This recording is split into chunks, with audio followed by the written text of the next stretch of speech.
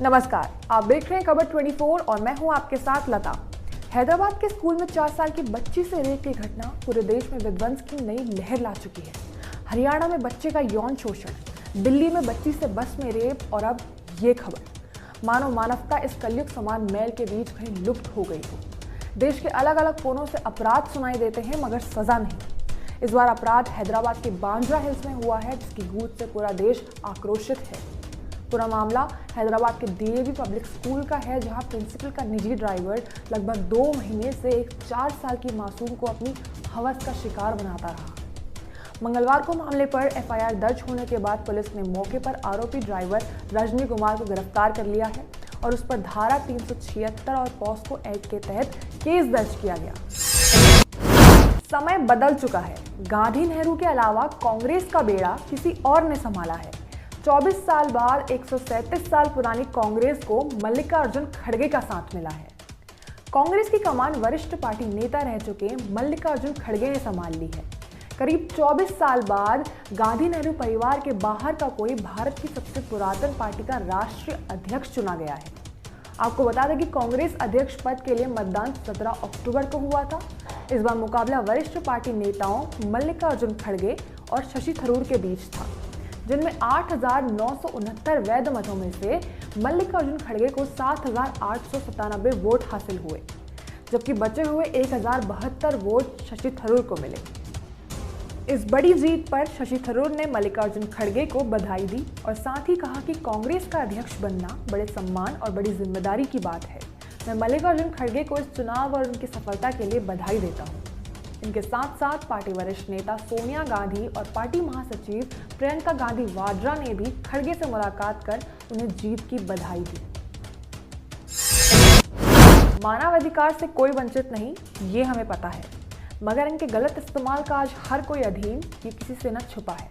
इस तथ्य का उदाहरण है बलात्कारी गुरमीत राम रहीम का हर तीसरे महीने जेल से बाहर कभी पैरोल पर आना तो कभी छुट्टी पे।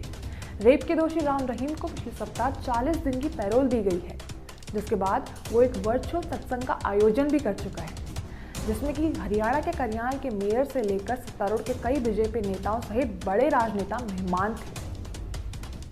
आपको बता दें कि डेरा प्रमुख इससे पहले जून में 1 महीने की पैरोल पर बाहर आया था और उससे पहले फरवरी में 3 हफ्ते की छुट्टी उसे दी गई थी। इतना ही नहीं, इस बार पैरोल पर बाहर आने पर दोषी राम रहीम को जेड सिक्योरिटी भी दी गई थी। कुल मिलाकर इस देश में कानून तो है, मगर अपराधी अगर वीआईपी है तो उसके लिए जेल एक वेकेशन हाउस है। और अगर ऐसा नहीं है तो कैसे एक ऐसा व्यक्ति जिसे विभिन्न मामलों में दोषी ठहराया गया हो, जेल से यूं ही बाहर आकर ऐसे कार्यक्रमों की मेजबानी कर रहा है? कैसे ऐसे व्यक्ति को जेड सिक्योरिटी प्राप्त है और कैसे हमारा कानून फिर से पीड़ितों को अनदेखा कर रहा है? जारी हुई भारतीय दूतावास की एडवाइजरी, भारतीय नागरिकों से की गई यूक्रेन छोड़ने की अपील। रूस लगातार यूक्रेन पर आक्रामक है, अड़िग है यूक्रेन को नष्ट और मानव नस्ल के एक बहुत बड़े हिस्से का सर्वनाश करने के लिए।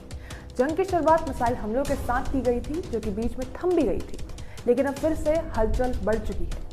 यूक्रेन की राजधानी कीव एक बार फिर से रूसी सेना का टारगेट बन चुकी है, जिसे लेकर भारतीय दूतावास भारतीय नागरिकों की सुरक्षा के लिए खबरदार हो गया है। भारतीय दूतावास ने यूक्रेन में रह रहे सभी भारतीय नागरिकों के लिए एडवाइजरी जारी की है, जिसमें भारतीय नागरिकों से जल्द यूक्रेन छोड़ने की अपील की गई है।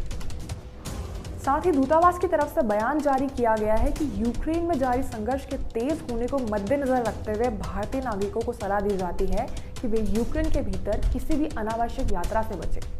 वाकई में समय यूक्रेन और रूस दोनों के लिए भारी है, खासकर वहां रह रहे मासूमों के लिए, जिनकी बेवजह मौत केवल युद्ध की नजरिए से जायज बताई जा रही है। ये खबर आपको कैसी लगी? अपनी राय जरूर दें। इस खबर से संबंधित यदि कोई शिकायत या सुझाव है तो जरूर बताएं। अगर आप YouTube पर हमारी खबरें देख रहे हैं तो खबरों को लाइक करना, शेयर करना और हमारे चैनल को सब्सक्राइब करना ना भूलें। धन्यवाद।